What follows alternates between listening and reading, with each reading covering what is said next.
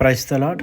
ఈరోజు దేవుని వాక్యము దినవృత్తాంతములు 2వ గ్రంథము 33వ అధ్యాయము 12-13 వచనములు. అతడు శ్రమలో ఉన్నప్పుడు తన దేవుడైన యెహోవాను బతిమాలుకొని తన పితరుల దేవుని సన్నిధిని తన్ను తాను బహుగా తగ్గించుకొని ఆయనకు మొరలిడగా ఆయన అతని విన్నపములను ఆలకించెను. ఈ ఉదయకాల సమయాన దేవుడు మనందరితో మాట్లాడుతున్న మాట, మనలో చాలామంది అనేక సార్లు దేవునికి మొరపెట్టినప్పుడు మన ప్రార్థన దేవుడు ఆలకించటం లేదేమో అని అనుకుంటాము.